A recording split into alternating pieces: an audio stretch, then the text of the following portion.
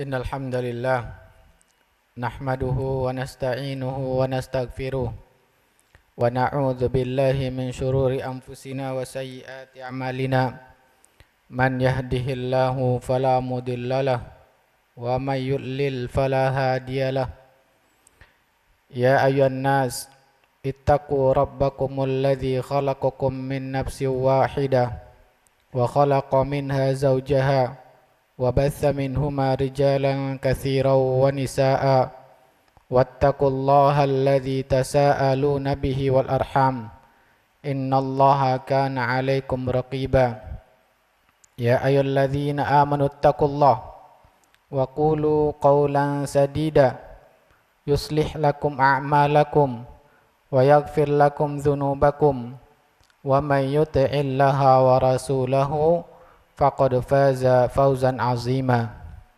فإن أصدق الحديث كتاب الله وخير الهدي هدي محمد صلى الله عليه وسلم وشر الأمور محدثاتها وكل محدثة بدعة. Kaum muslimin jamaah Jumat yang dirahmati oleh Allah Subhanahu wa taala.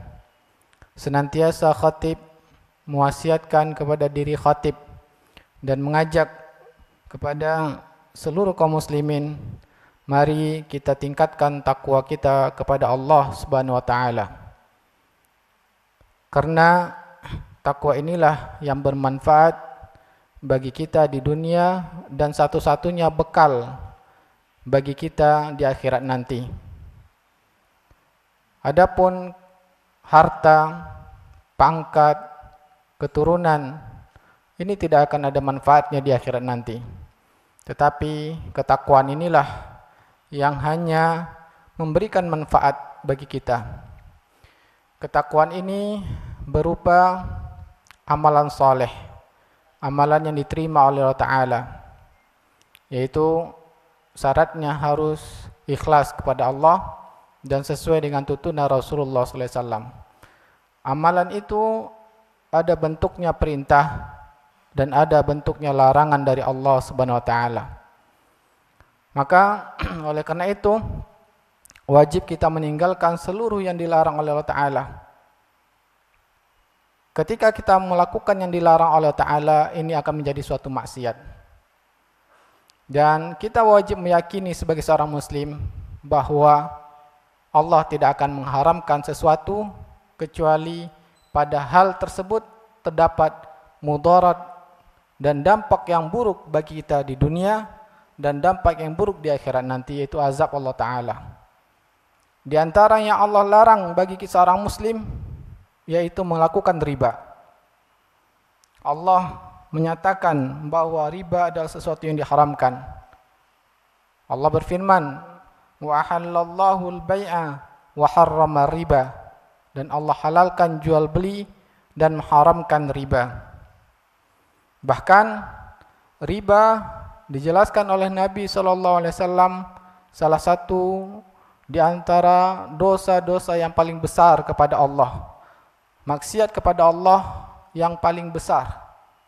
Sebagaimana hadis yang diriwayatkan oleh Imam Bukhari dan Imam Muslim, Rasulullah SAW bersabda dari sahabat Abu Hurairah radhiyallahu anhu, ijtanibus sab'al mubiqat, jauhilah oleh kalian 7 hal yang menghancurkan, 7 perkara yang membinasakan. Maka para sahabat bertanya pada Rasulullah SAW, wa ma hunna ya Rasulullah, apakah 7 hal itu ya Rasulullah? Maka Rasulullah SAW menjelaskan, yang pertama asyirku billah, menyekutukan Allah dalam beribadah, meyakini adanya yang berhak diibadahi pada selain Allah. Yang kedua, as-sihir, yaitu melakukan perbuatan sihir atau meyakini bahwa sihir itu bermanfaat atau mengamalkannya. Yang ketiga, wa qatlun nafsil lati haramallahu illa bil haqqi, dan membunuh jiwa-jiwa yang diharamkan oleh Allah untuk kita bunuh. Maka ini juga termasuk dosa yang besar. Dan berikutnya Rasulullah SAW mengatakan wa aklul malal yatim makan harta anak yatim, kemudian wa aklur riba, dan memakan riba. Dari hadis ini menjelaskan bahwa riba adalah sesuatu dosa yang besar di dalam Islam. Maka seorang muslim harus meninggalkan dosa ini. Ketika kita melakukan riba ini, maka kita akan berdampak riba tersebut pada diri kita di dunia banyak mudarat, dan di akhirat nanti juga kemudaratannya lebih dahsyat lagi. Yang pertama, di antara mudarat orang yang melakukan riba ini, maka akan ditimpa fitnah, cobaan-cobaan, ujian-ujian, dan kemudian mendapatkan azab dari Allah Ta'ala. Sebagaimana keumuman maksiat ketika dilakukan, maka akan mendapatkan azab dan fitnah dari Allah Ta'ala. Oleh karena itu, Allah melarang kita untuk melakukan maksiat kepada Allah. Allah mengingatkan, فَلْيَحْذَرِ الَّذِينَ يُخَالِفُونَ عَنْ أَمْرِهِ أَنْ تُصِيبَهُمْ فِتْنَةٌ أَوْ يُصِيبَهُمْ عَذَابٌ أَلِيمٌ. Maka hendaklah berhati-hati orang yang menyelisihi perintah Rasulullah SAW dan Allah, maka mereka akan tertimpa fitnah, begitu banyak cobaan di dunia ini, kemudian azab yang pedih. Kemudian dampak riba berikutnya akan berpengaruh kepada amal soleh, menjadikan seorang tersebut malas untuk beramal soleh. Oleh karena itu Allah mengingatkan kepada para rasul untuk jangan sekali-kali makan yang haram, di antaranya adalah riba.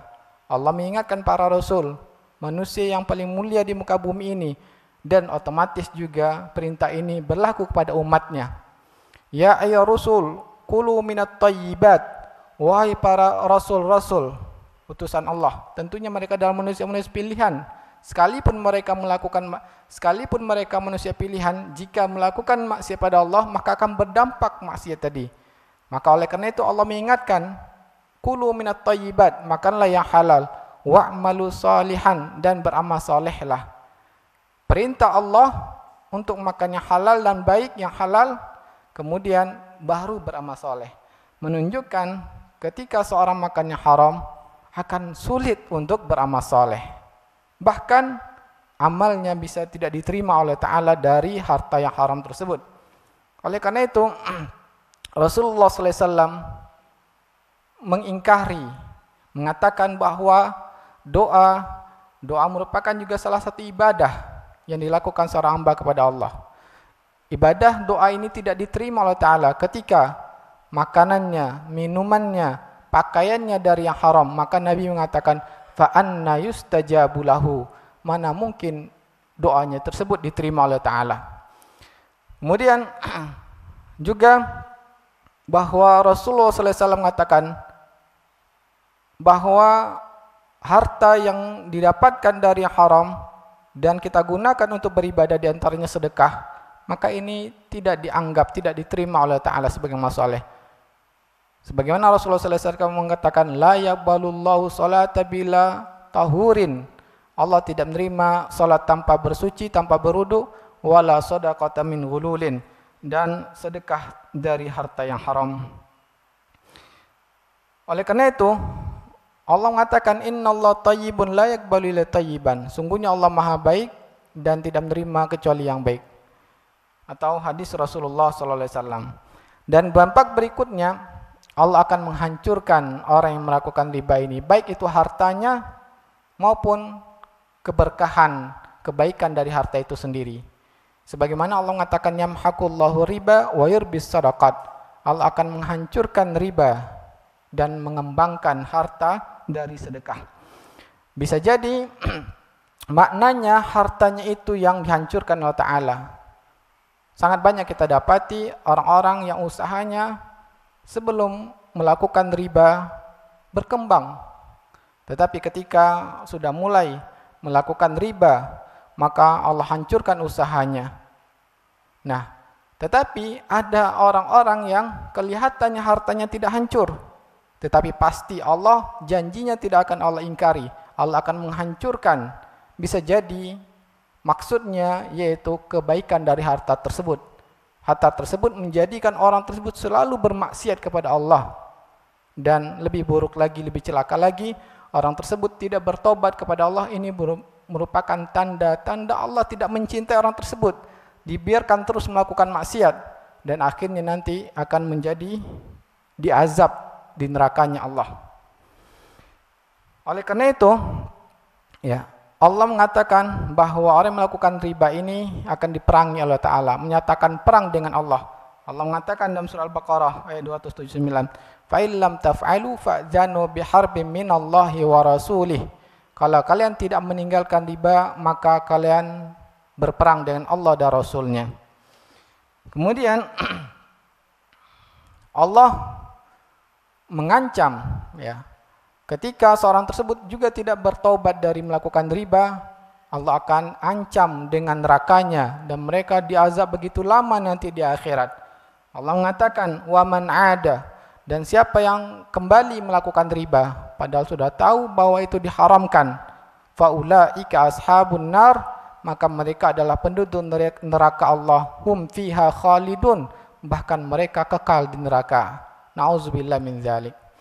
Maksudnya kekal yaitu selama-lamanya jika orang tersebut mengingkari keharaman riba, mengatakan bahwa riba ini halal. Adapun hukum Islam ini tidak sesuai dengan zaman sekarang, berarti sudah keluar dari agama Islam karena mengingkari salah satu syariat Allah Ta'ala.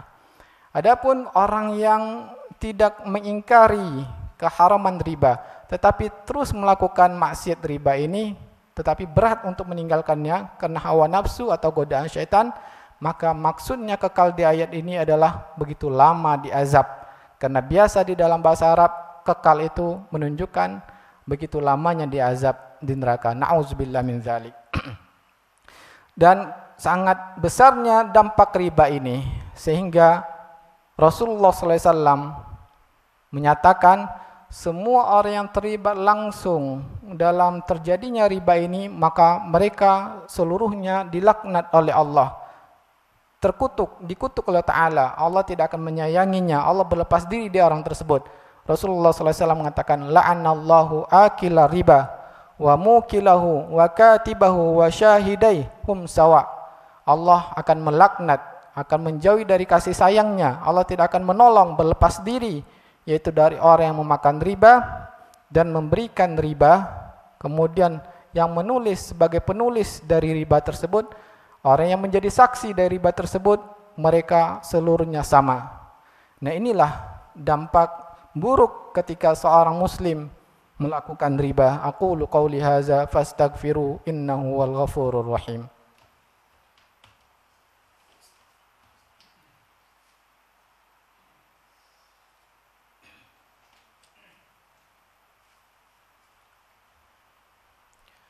Alhamdulillahi hamdan katsiran tayyiban mubarakan fihi kama yuhibbu rabbuna.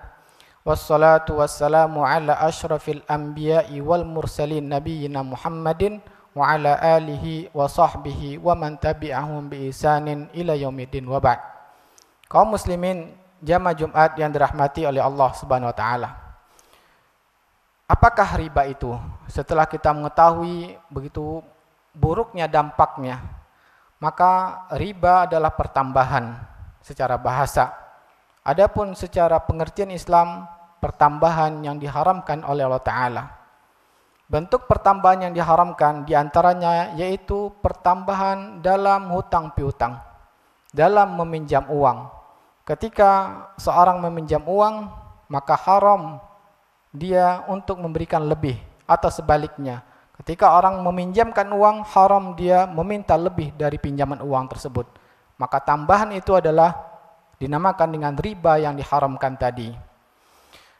Nah, ini bentuk yang pertama, yaitu disepakati dari awal pertambahannya.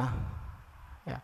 Adapun yang kedua, yaitu bentuk dalam hutang piutang ini pertambahannya jika terlambat membayar hutang. Ini juga dinamakan pertambahan yang diharamkan, yaitu riba. Contohnya, ketika seseorang berhutang dan berjanji akan bayarnya pada waktu tanggal yang sudah ditentukan, dan ternyata orang tersebut tidak mampu membayarnya, maka dia menawarkan, "Anzirni azidka," beri saya tambahan tempo waktu, maka saya akan tambahkan hutangnya. Atau sebaliknya, orang tersebut yang mengatakan, karena Anda terlambat membayar hutang, maka kami tambahkan hutang Anda sekian persen. Maka ini dinamakan dengan riba yang diharamkan tadi yang sudah kita jelaskan. Kemudian di antara riba juga yang disebutkan oleh Rasulullah SAW yaitu dalam jual beli, pertukaran harta. Maka ada harta-harta yang disyaratkan dalam Islam ketika ditukar harus sama, dan syarat keduanya yaitu harus tunai. Di antaranya yaitu pada emas dan perak. Yang semakna dengan emas dan perak adalah mata uang. Maka Nabi mensyaratkan bahwa emas, perak, atau mata uang ketika ditukar dengan uang harus sama. Jika ada yang berlebih, maka kelebihan ini dinamakan riba. Maka ketika kita menukar uang baru dengan uang yang lama, dalam Islam disyaratkan harus sama. Tidak boleh ada yang berbeda. Ketika berbeda, maka tambahannya itu dinamakan riba yang diharamkan. Kemudian juga disyaratkan pada komoditi riba ini untuk kita lakukan yaitu tunai. Artinya dalam transaksinya harus sudah diserah terimakan kedua barang di saat itu. Tidak boleh ditunda. Ketika terjadi penundaan, maka akan menimbulkan tambahan, dan tambahannya itu dinamakan riba. Contohnya, ya, untuk menukar emas dengan uang, maka disyaratkan harus tunai, tidak boleh tertunda. Karena keduanya ilatnya sama, yaitu sama-sama alat tukar. Ya. Di mana emas ini di masa Nabi SAW adalah alat tukar, maka bentuk alat tukar di zaman kita adalah uang. Maka ketika kita akan beli emas harus tunai, tidak boleh secara online atau tidak tunai. Kalau dilakukan tidak tunai, maka pasti akan ada pertambahan. Karena kesepakatan yang kita sepakati harganya, itu akan berubah harganya ketika kita tunda. Yang mana kita ketahui harga uang itu akan berubah-ubah. Contohnya kita akan melihat harga uang sekarang, dolar, berapa rupiah. 5 menit saja setelah itu kita cek, pasti harga dolar berubah.